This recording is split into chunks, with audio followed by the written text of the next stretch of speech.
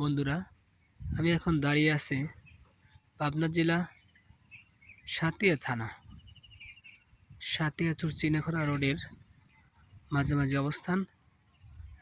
আমি এখন আপনাদের যে জিনিসটা দেখাবো, আপনারা যে ভেন্ডি বা ঢেঁড়স খান, সেই ঢেঁড়স কত কষ্ট করে সেই ঢেঁড়স জন্মাইতে হয় এবং সেই ঢেঁড়স তুলতে হয়।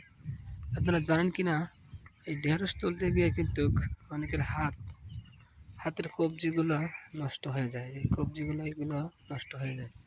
তো আমি দেখাবো, দেখেন কিভাবে ঢেঁড়স তুলছে আমাদের গ্রামের মা বোনেরা।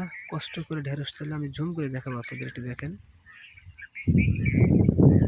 এই যে ঢেঁড়স তুলছে, দেখছেন? ঢেঁড়স গাছের ঢেঁড়স তুলছে, ওই যে ভাইয়া ঢেঁড়স তুলছে ওখানে। রাস্তার দুই পাশ দিয়ে ঢেঁড়স, ওই যে ওখানে দেখা যাচ্ছে বসে আছে, ওনারা বসে করলা তুলছে। রাস্তার এই পাশটায় আপনারা দেখেন, এই পাশটা ওনারা কি তুলছে, করলা।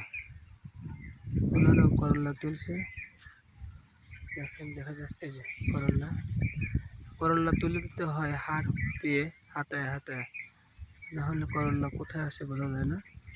ওই পাশে আর এক ভাইয়েরা দেখেন, ওনারাও কিন্তু করলা তুলছে। এই সকালবেলা ঘুম থেকে উঠে ফজর নামাজ পড়েই আমাদের কৃষক ভাই ও বোনেরা এইভাবে সবজি কালেকশন করে। তারপরে এই রাস্তা ধরে আমাদের দুটো জায়গা হাট বেশি করে। সুজানগর হাট, এখান থেকে সরাসরি ভ্যানে করে নিয়ে সুজানগর চলে যেতে হয়। আবার এই পাশ দিয়ে চলে যাবেন সাথী হয়ে বেড়া একটি আড়ত আছে। এই আড়তে এইসব কাঁচা সবজিগুলো বিক্রি করা হয়। এই সবজিগুলো আবার চলে যায় ঢাকাতে বা বিভিন্ন শহরগুলোতে। এটা দেখছেন একটা পটল গাছ, এই পটলগুলো কিছুদিন পরে ধরবে।